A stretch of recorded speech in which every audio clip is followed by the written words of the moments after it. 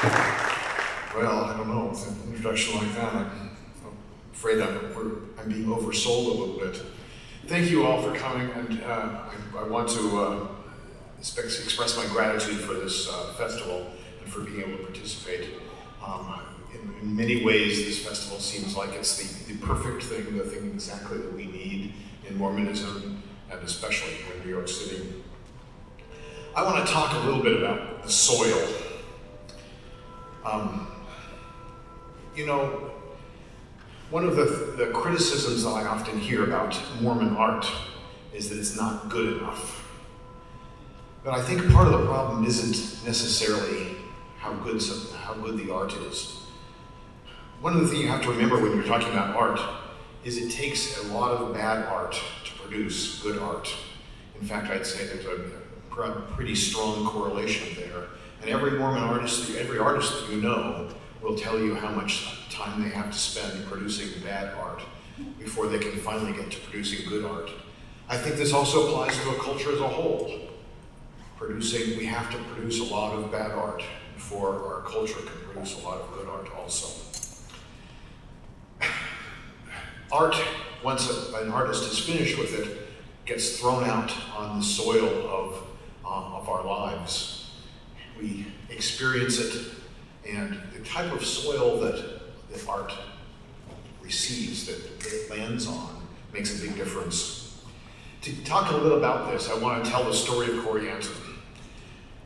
Corianton is, of course, based on the Book of Mormon story. In the Book of Mormon, it's just 2 verses long. But this story was expanded and told and retold again in various different means, on various different soils. It became first a novella, then it was a play, then it came here to Broadway, it was a play here on Broadway, then it became a film. There was attempts afterwards to make it a TV show, and eventually a novelization was even produced. So, before I can cover all of this, though, I want to do some brief talking about the context in which Corianton arose, the history, and I think through this process I'll probably tell you a lot of details about the history of Mormon art and culture. Things you may know, or if you don't know, that you will find fascinating and I think important. I finally want to finish by giving just a quick acknowledgement to the LDS researcher and historian artist Partial, who is a great friend and who really has done more work than I will ever do on compiling and studying history of Mormons in art and Mormons in a whole bunch of different fields. As I said, Corianton in the Book of Mormon is a very short story. It happens right after the story of Korihor, which you may know, where Korihor is a non-believer and is essentially struck dumb when he comes into conflict with the prophet Alma. It's also told right before the story of the war that the Nephites have with the dissident Zoramites and the Lamanites. I trust many of you already know the details of these stories. Now, the arts in Mormonism grew up actually quite quickly. Mormonism jumped into the arts very quickly. We got into literature quickly. We had poetry just 2 years after the Book of Mormon was published. We had our own magazines 2 years after the Book of Mormon was published. And as Mormons went through all these things, we had experiences that we went through that informed our art. We went through a large period of being, while residing with the rest of the United States, being outsiders, being different. And while gathering together in places to be together, the Mormon people were persecuted as a result. We had repeated immigration and exodus, both people immigrating from foreign lands to be with the Mormons, and of course the exodus from Nauvoo to Utah. There were political implications to all the stuff that we did. We had conflicts with our neighbors, political conflicts. There was, and even after arriving in Utah, there was political conflicts over the relationship of Mormons with the rest of the United States, and especially over polygamy.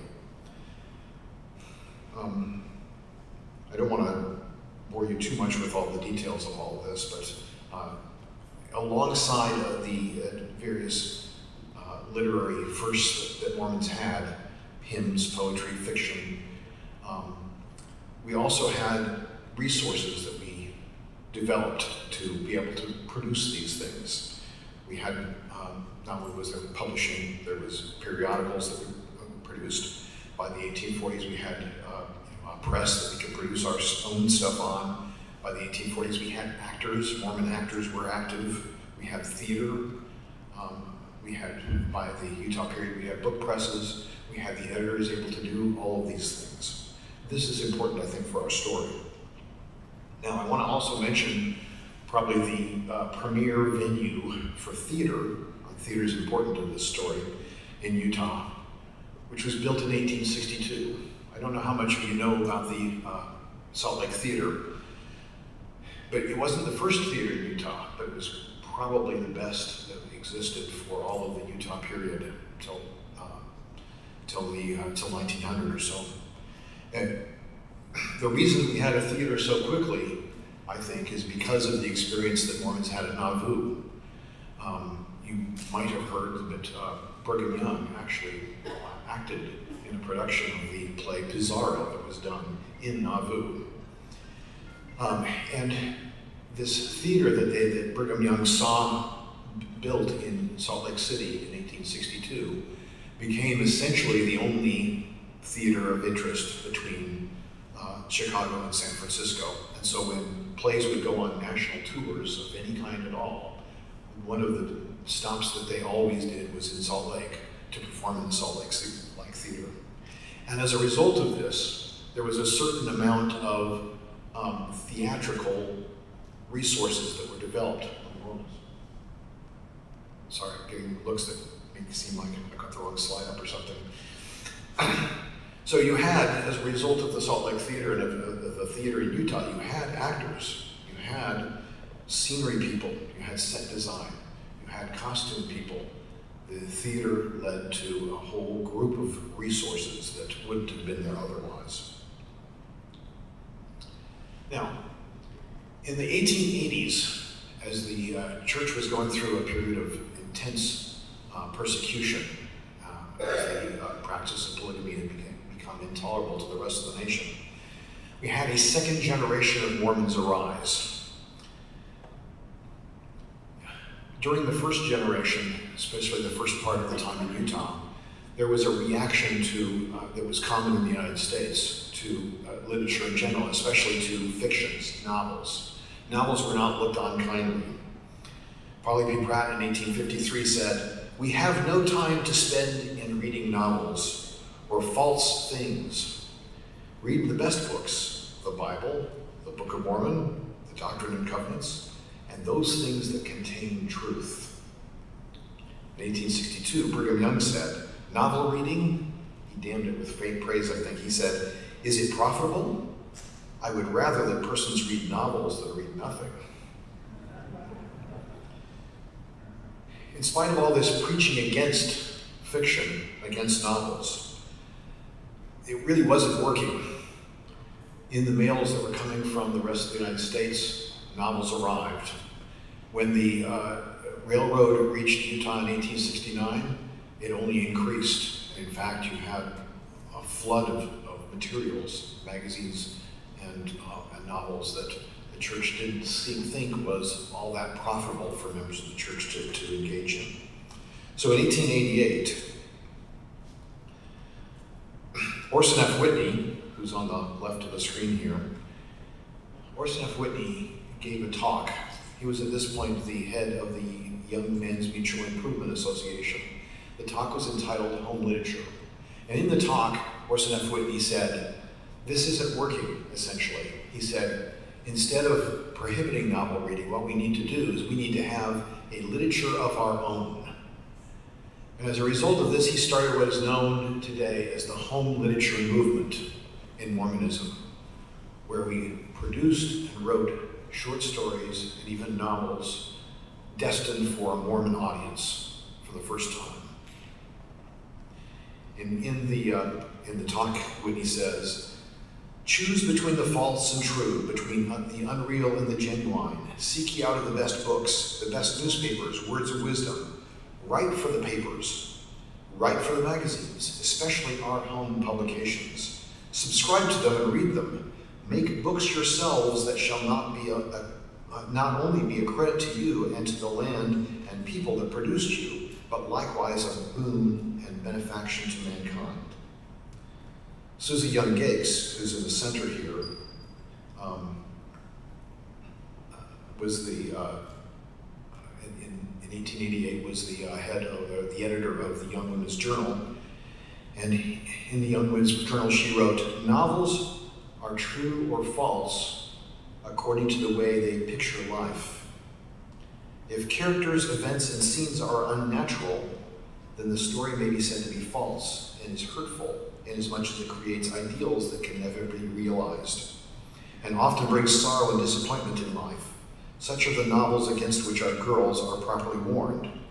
But a true work of fiction, that is a story whose counterpart can be found in real life, educates the mind and the heart as no other literature can. Such fiction is often truer than history."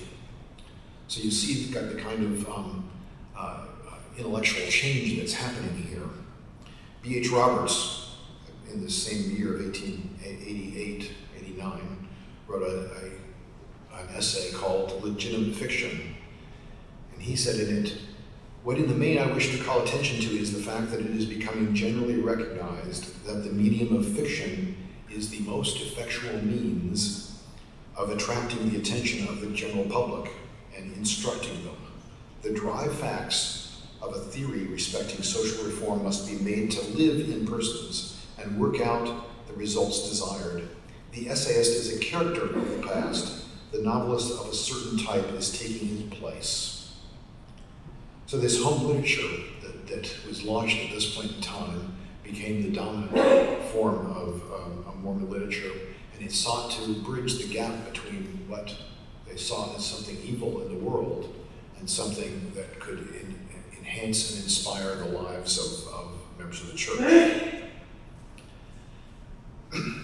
At this same time as B.H. Roberts was writing this examination of literature, he had just a year before returned from his third mission. He was soon called to the first quorum of the 70.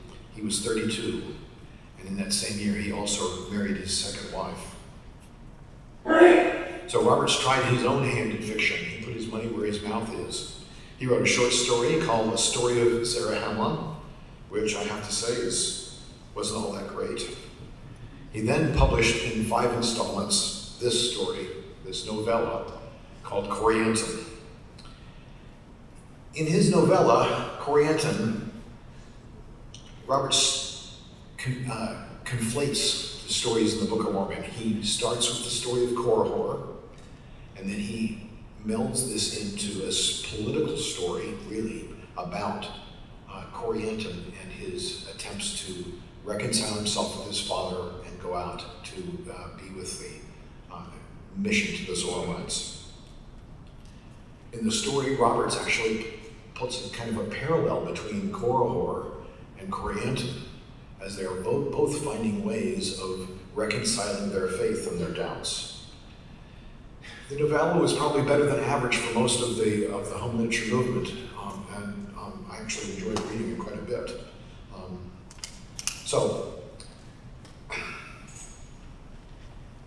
After this story was published and became a fairly big success, Mormonism changed a bit during the 1890s.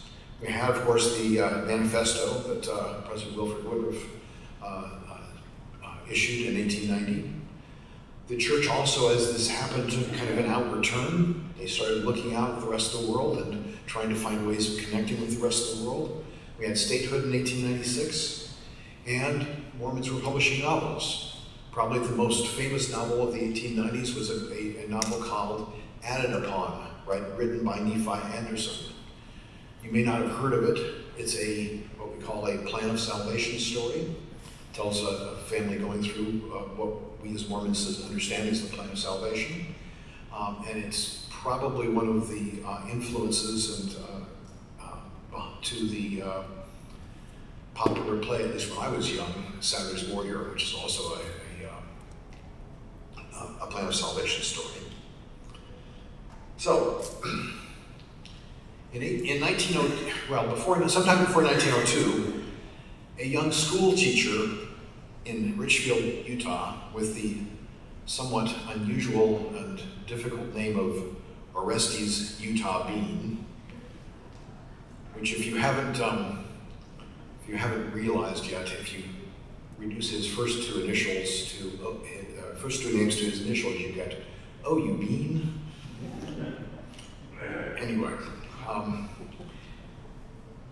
Bean was enamored with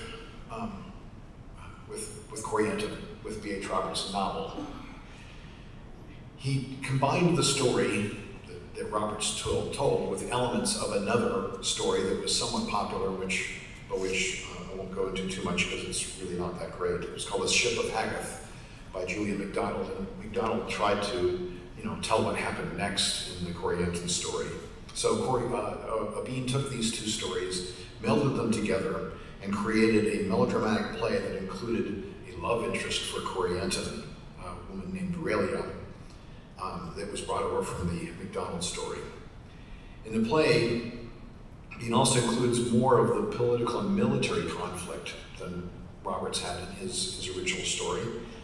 And a minor point, he also changed the name of the harlot Isabel in Corianton's story to Zoanne Z. Isabel.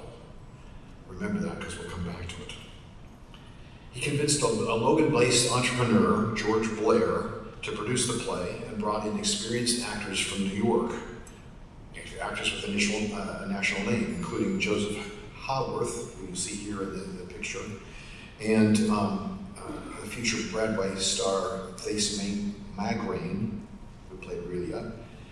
He also brought, interestingly enough, a New York City member of the church named Agnes Rose Lane, who was also an actress of some renown, and had her play the part of Zoanne Z. Isabel.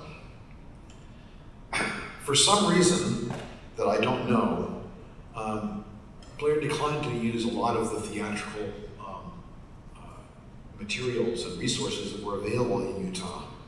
And in fact, if you see this advertisement that's in the center here in the slide, if you had the whole advertisement there, you'd see that he goes in and lists that, in fact, yes, this play has scenery imported from New York, and the set design came from somebody from Boston, and the costumes were also imported from New York, as if this was somehow better than what they could produce in Salt Lake. It might have been, but it's interesting that he made that choice in bringing the materials together. So, the play was a resounding success. I should have mentioned also the cast in the play were Brigham Young III, my great-grandfather, as the part of Alma the Younger, and the Mormon actor John Lindsay, who played Nephi. So it opened in August of 1902. At least 12 of the performances were such a resounding success that the producers were very, very encouraged. Quickly it went on the road to Logan and Ogden. The critics, however, weren't that impressed. One was outright blunt. He said, "In literary merit, it is downright bad." Another was somewhat hopeful and suggested that the first two acts held the audience spellbound. But by the last act, the play was too melodramatic to be taken seriously. And the third critic said that the play was too long. The running time, I believe, was something like 4 hours. I don't know about you, that sounds like a long time. And he recommended that it should be shortened by eliminating scenes that can only be improved by elimination.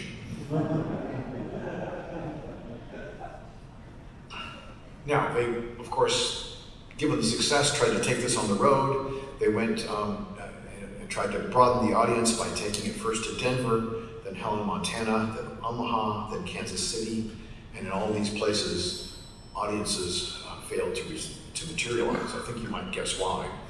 The play ran out of money in Kansas City, and the actors in general had to find their own way home. There were conflicts between Bean and the producers. In fact, Blair, writing from Kansas City on October 31st of 1902, said, "I think of all idiots, he," meaning Bean, "was the bluebird of the bunch." However, many of the artists were big believers in this. Haworth, in fact, asked in Kansas City to be allowed to take an ownership stake in the play, and he claimed vociferously that he could get it produced in New York City. Over the next decade, there were revivals of the play in Utah, including a brand new cast that was put together in 1903 for the new year, I assume in an attempt to earn back some of the losses they had from taking it on the road. It was licensed to amateur performances all around Utah.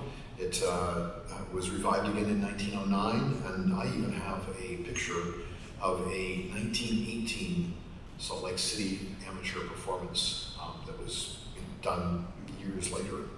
So it had an impact. Now, during the 1900s, 1930s, there were more changes in Mormonism. There are lots of politics going on. Here on your left is Reed Smoot.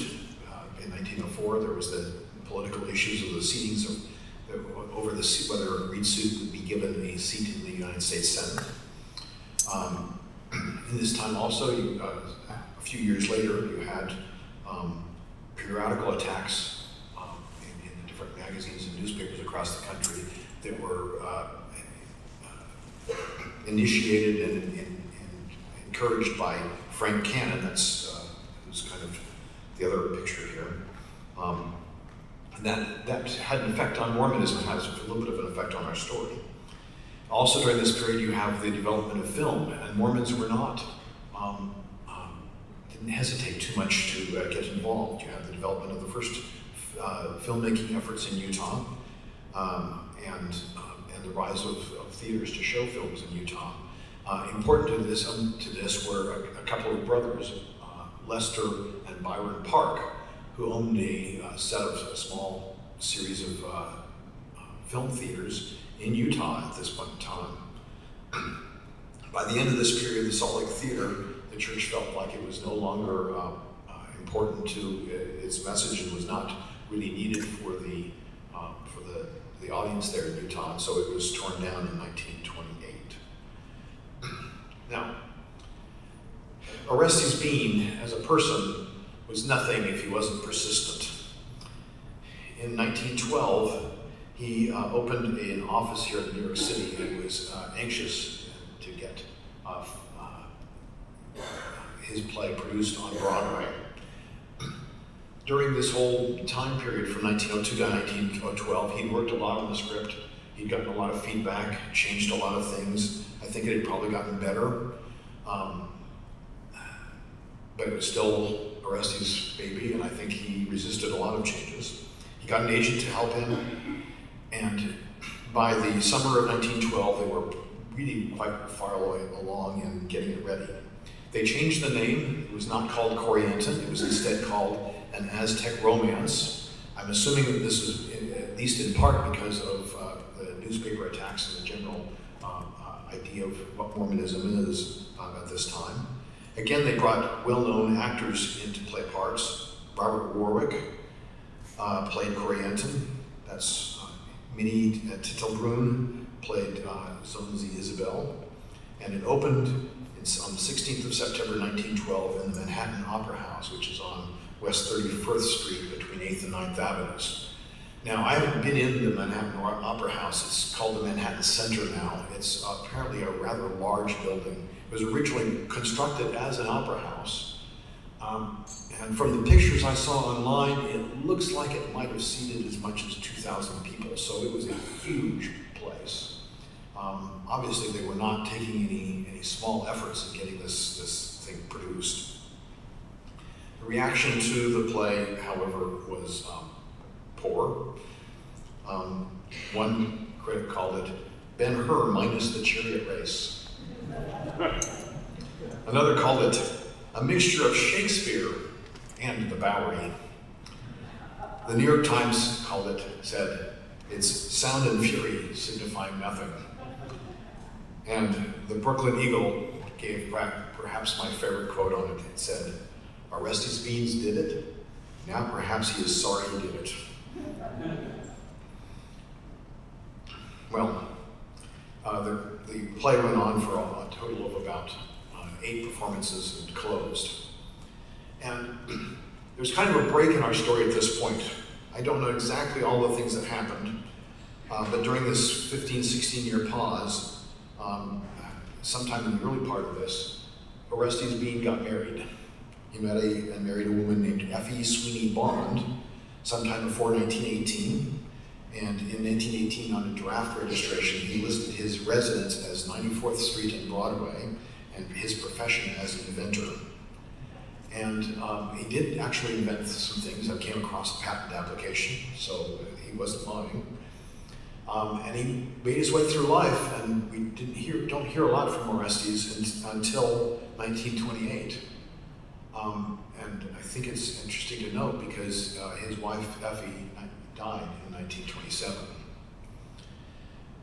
Shortly after that, somehow Orestes ran into the Park brothers, Lester and Byron Park, the ones that owned the theaters in Utah and Ogden. And the Park brothers purchased the rights to produce a film of the play Corianton.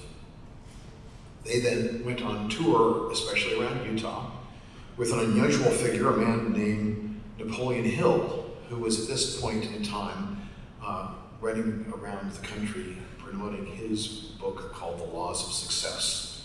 This is his first book. He's best known today for a book that he published in 1937 called Think and Grow Rich. So you can, I think, see a little bit about what kind of a person Napoleon Hill was.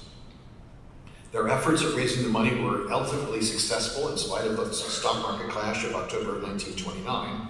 They did manage to raise the money they needed.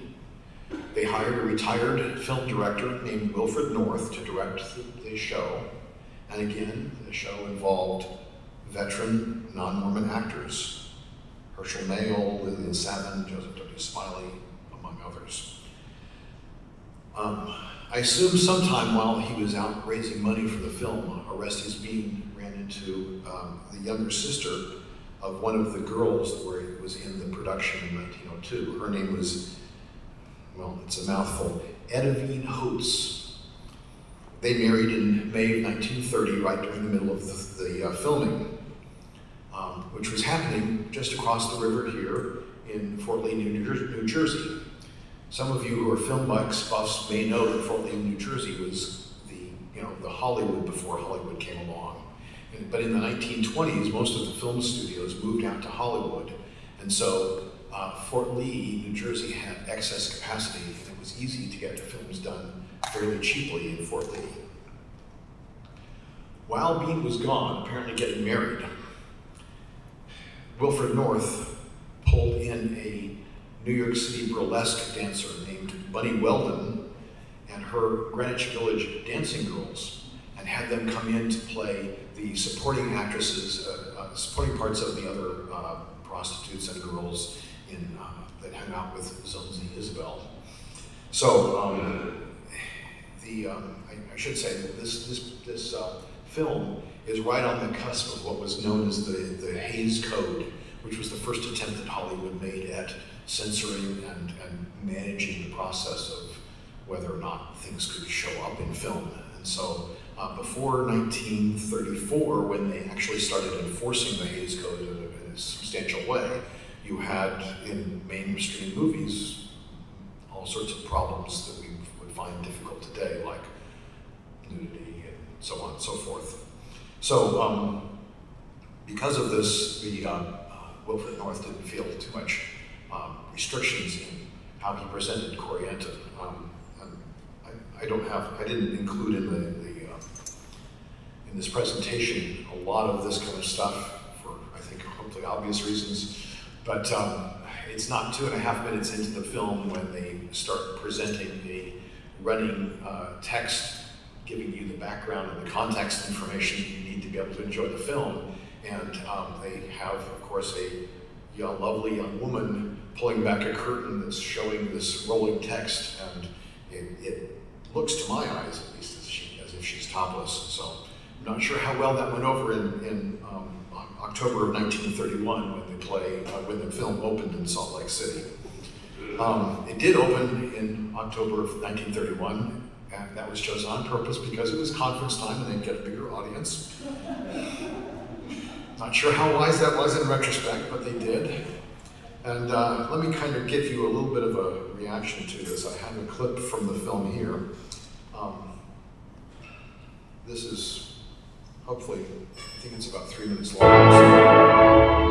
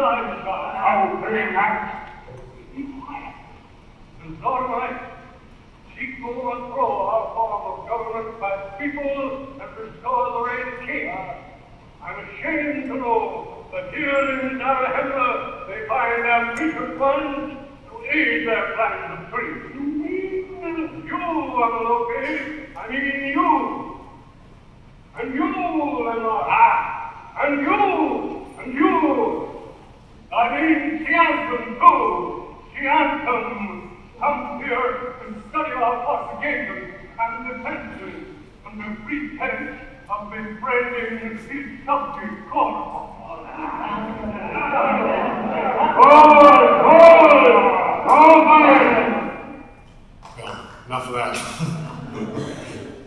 I think that gives you a pretty good feeling for what the film is like. The audience, as you might imagine, essentially failed to appear in Salt Lake.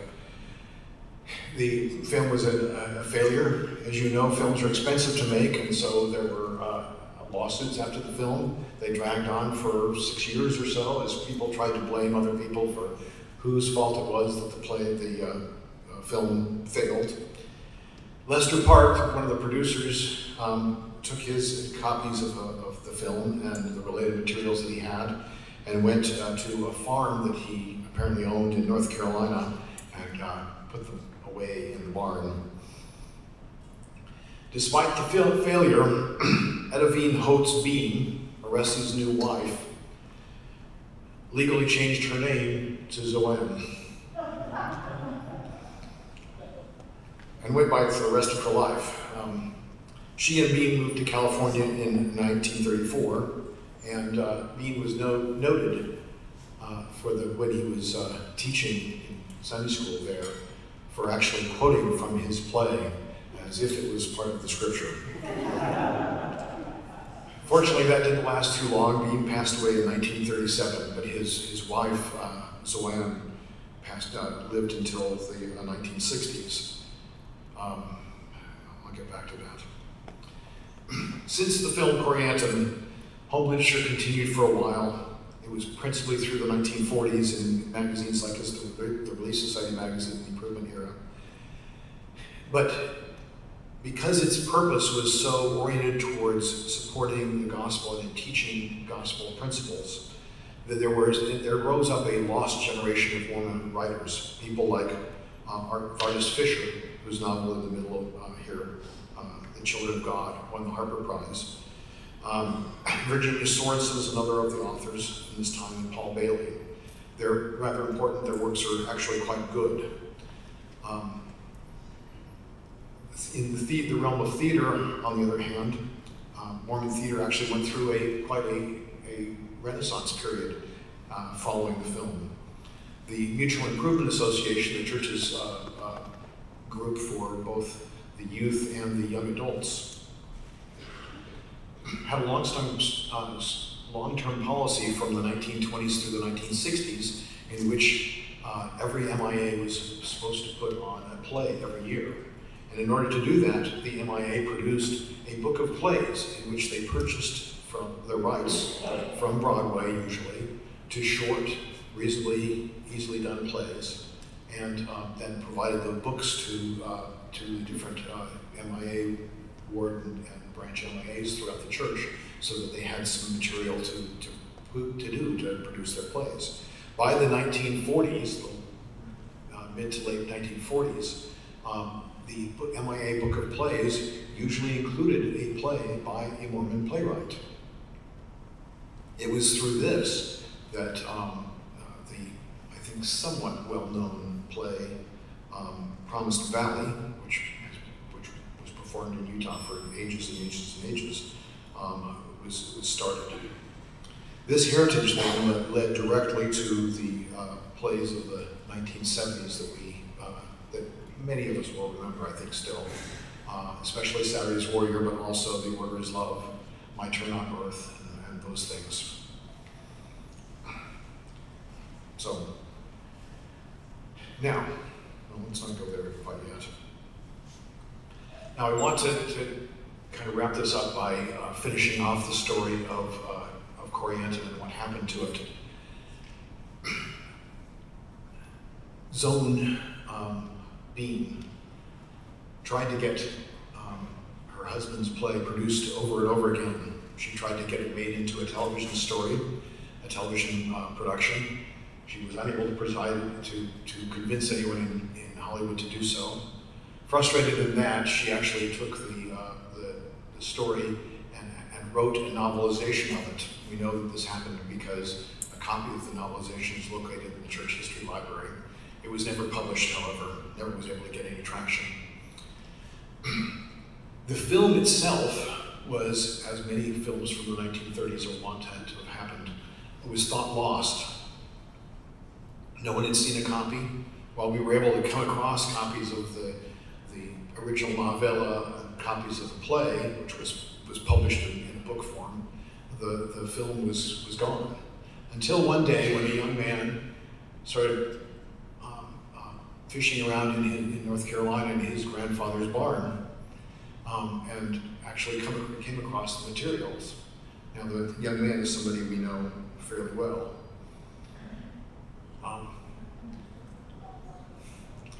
So, it's an odd little story and a twist in the end of Orson Scott Card coming across Corianton in his grandfather's barn is I think, both amusing and says something, I think, about the size of Mormonism and the connections that we have, and maybe even our ability to find hidden gems in the materials that our ancestors have. Let me just wrap up with some final thoughts before I take questions. I don't know how much time we'll have for questions, but there's a lot of things about this story that I think are relevant to us today, especially when we start looking at the resources that are required for Mormon art. It's notable how much Orestes Bean persisted in trying to get his works done. He tried multiple times in multiple different soils, both in the theater and in film. He tried inside Utah and outside Utah. He believed in his product, but that wasn't apparently enough. It's also interesting, I think, to note that there was a decline in the Mormon resources that were used with each of these things. P.H. Roberts' novella was thoroughly Mormon. It was done by Mormons, published in a Mormon magazine, edited by Mormons. I don't think it's very possible that no Gentile hands ever touched it. But by the time we get to the 1902 stage play, all of a sudden we're bringing in outside resources to get it done. Was that the best decision? I don't know, but I think it's interesting and something that we ought to think about. When exactly do we need Mormon resources to do a project? When do we need outside resources, and why? One of the questions that I'm kind of confused about is, why is it that no other Mormon plays followed Corianton? Why weren't there other Mormon plays that kind of followed on its heels and were produced? The Salt Lake Theater still existed for 2 decades past, almost 3 decades past, when Corianton was produced. They had other theaters in Utah. There was no reason why they couldn't get other stuff done, yet there was very little, if anything, done. I hope these questions help us a little bit to understand what I think this Mormon Arts Center Festival is about. In my view, I'm sure Glenn will tell me differently, but in my view, a lot of this is about trying to figure out how we make a Mormon art one that is something that affects each of our lives, something that builds us and makes us better people, something that allows us to create. And creation is a lot of what we're about learning here in this life, I believe. So, what soils do we have now? What soils do we need? Can we enrich the soil that we have? I hope we can. And I think that the Mormon Arts Center Festival is part of that. Thank you.